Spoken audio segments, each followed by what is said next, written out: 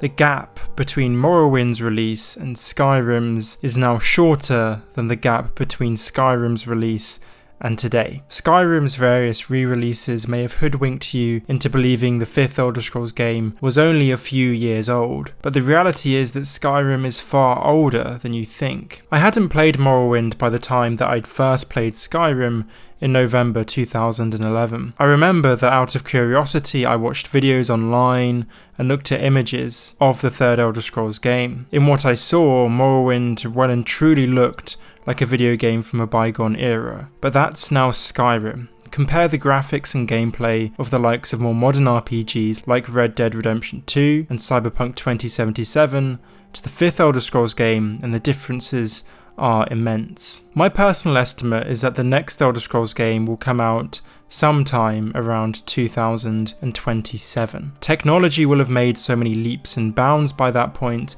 that Skyrim will look positively ancient. If it is released in 2027, that means the Elder Scrolls 6 will be released 16 years after its predecessor. That's almost as large as the gap between the first Elder Scrolls game, Arena, and Skyrim, 17 years. Why is there going to be such a massive hiatus between Skyrim and her successor, especially considering that in the 16 years prior to Skyrim's release, Bethesda had produced 4 Elder Scrolls games? There are a variety of reasons. Firstly, games have simply become more complex. The gaps between titles in most major game franchises have increased. For instance, Rockstar Games used to produce a Grand Theft Auto game every 4 or 5 years, and it's now been 9 years since the release of GTA 5. However, it's not just that the time it takes to produce games has increased. Bethesda have made a conscious choice not to work on the Elder Scrolls 6 in the past decade. In the years immediately following Skyrim,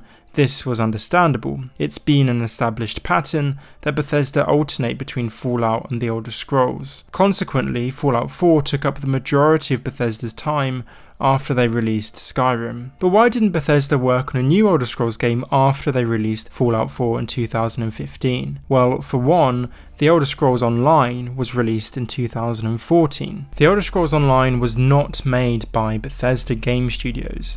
It was made by a different studio who are owned by the same parent company. Bethesda no doubt felt that the release of The Elder Scrolls Online gave them some breathing room. They didn't need to make an Elder Scrolls game imminently because their fans would be content for the time being with ESO. Well, this was only partly true.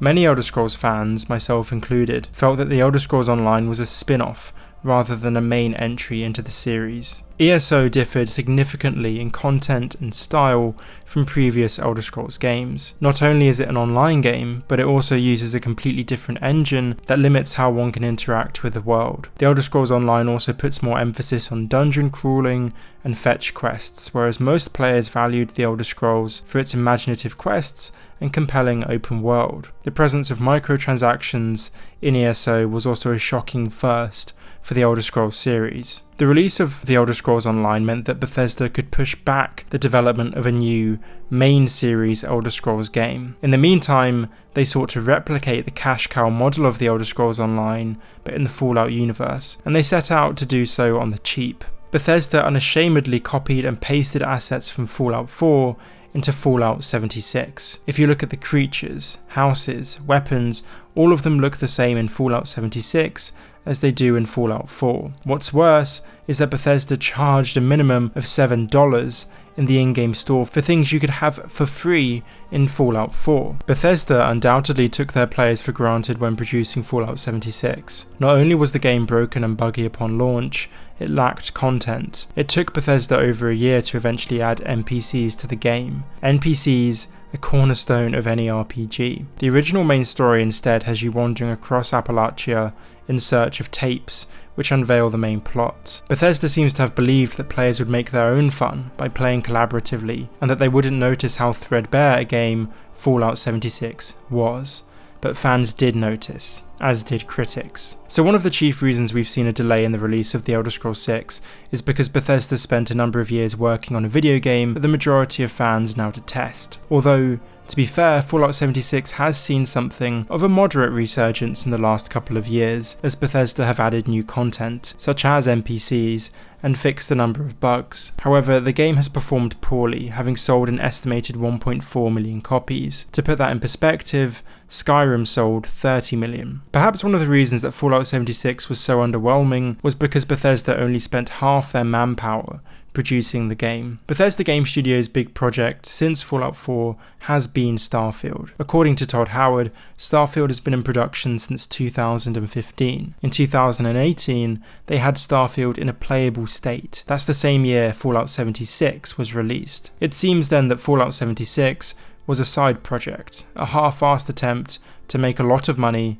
which explains a lot. I don't begrudge Bethesda's Starfield. I sympathise with their desire to want to branch out from Fallout and the Elder Scrolls. However, I do feel that Fallout 76 was needless. Had Bethesda focused all their efforts on Starfield after Fallout 4, it's not unreasonable to think that they could have had it ready for release for 2019 or perhaps 2020. If Bethesda had done that, then we'd be a few years closer to the 6th Elder Scrolls game. So because of Bethesda and her parent company's decisions, we are at a point where the Elder Scrolls 6 looks like it's a full development cycle away, 5 years at a minimum. In that time, a generation have become adults, and expectations have continued to build and to build. Bethesda have put themselves in an unfavourable position. They're faced with an adult fan base who nostalgically remember playing Skyrim as children, and they remember it as one of the best games that they ever played. This fan base now expect, given the time that's elapsed since Skyrim, that the 6th Elder Scrolls game will be 2,